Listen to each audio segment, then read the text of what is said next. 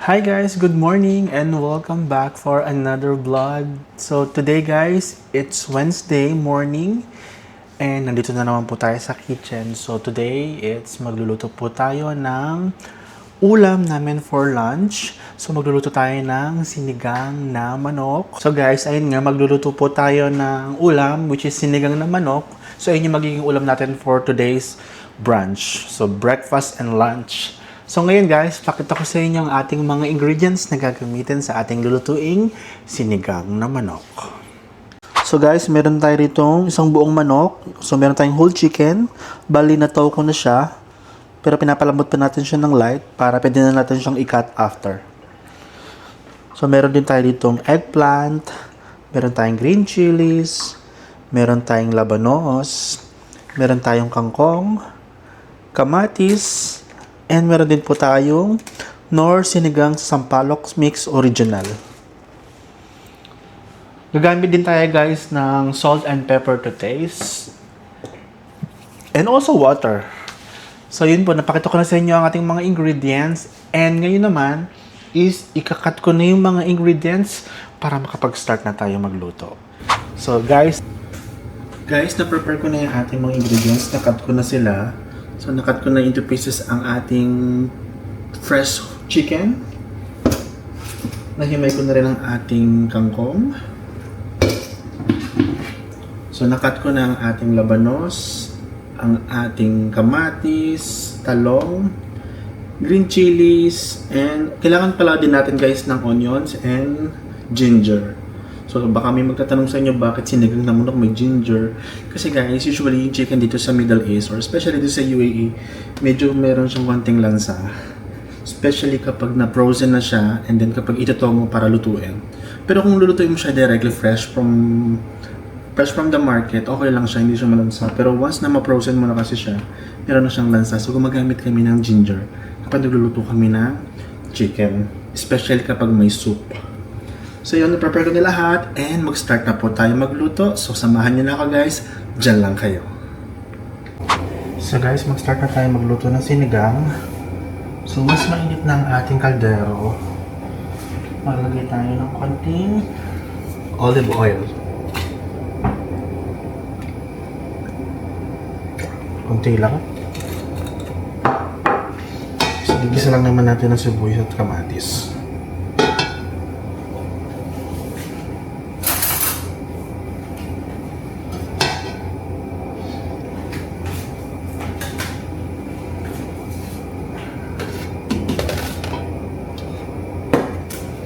So once mainit na, gisa na natin ang unahin na natin yung luya. Para kumapit yung kanyang lasa sa mantika or sa olive oil.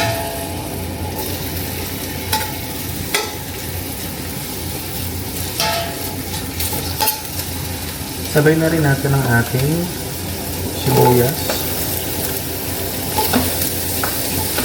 at ang ating kamatis.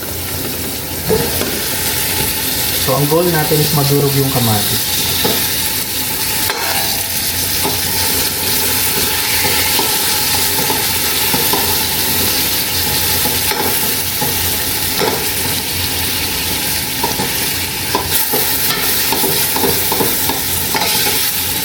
Para yung magiging sabaw natin since medyo mapula-pula.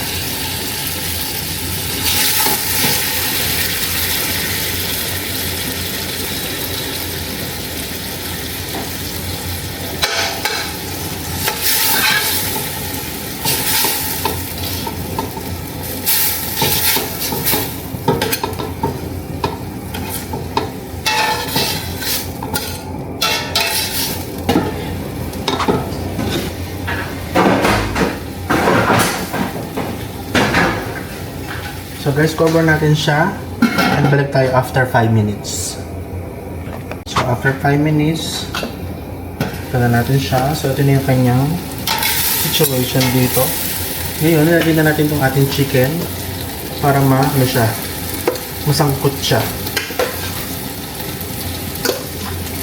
Para manuot yung lasa ng kamatis, ng sibuyas, at ng luya sa chicken.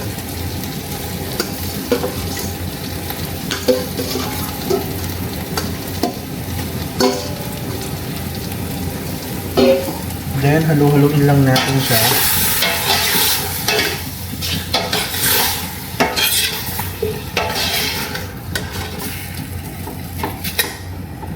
So ngayon, cover uli natin siya. Let it simmer for 10 minutes.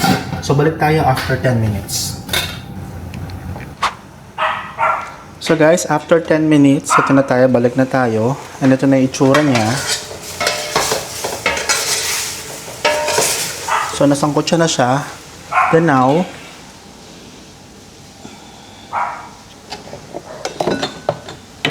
so ngayon mag-add tayo ng fish sauce para pampalasa.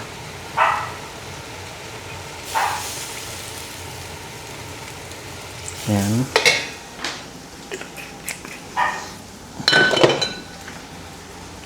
Another pampalasa, maglagay din tayo ng pamintang durog. And then mix lang natin siya.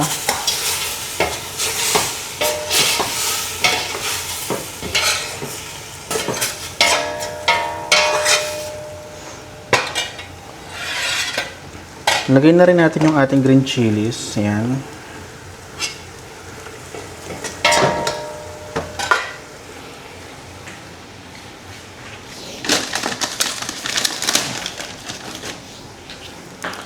Ngayon naman po, maglagay na tayo ng water para sa ating sabaw. So, ile-level lang natin yung sabaw sa manok.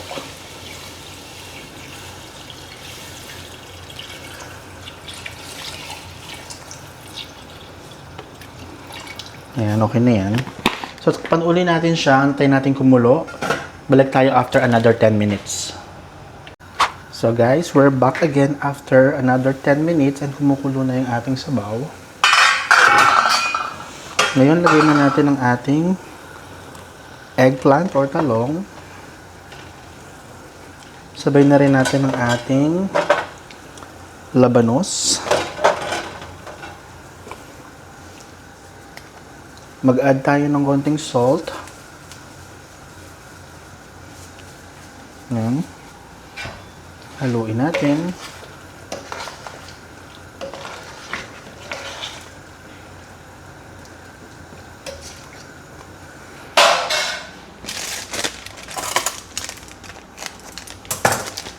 So ngayon naman, ilagay na natin yung ating Knorr sinigang sa sampalok mix original. So kalahati lang lalagay natin. Ayan, okay na yan. And then just give it a stir o haluin lang natin para ma-dissolve yung ating sinigang mix.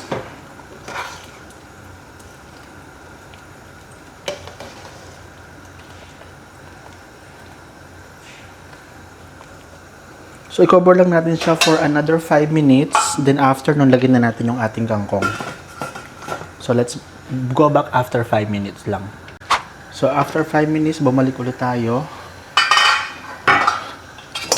So, ngayon naman, ilalagay na natin ang ating kangkong. So, guys, sa sinigang pala, any vegetable naman will do. Kasi ang sinigang is very flexible na dish. So, kung anong gulay yung available sa country kung nasan kayo, kung wala kayo sa Philippines, pwede. So, ako, yung nilagay ko kung ano lang yung available sa ref namin. So, ilalagay lang natin yung kangkong ng ganito. Hinahayaan lang natin siyang lumubog. Let's cover for another 5 minutes. Sorry, let's cover for 3 minutes. And after na, luto na ang ating sinigang na manok. So, ganun lang kabilis magluto ng sinigang, guys. Talagang ilalagay mo lang lahat ng ingredients sa lutuan. And then, hayaan mo na siyang maluto. So guys, after 3 minutes, eto na. Luto na ang ating sinigang na manok. Diba, ganun lang kabilis magluto. So ngayon, makakain na tayo ng brunch. Thank you for watching, guys. Bye-bye. So guys, end ko ng ating vlog for today. And I hope po na-enjoy kayo. And if you did, Please like, please share, please subscribe if you haven't yet. See you on my next vlog. Bye-bye!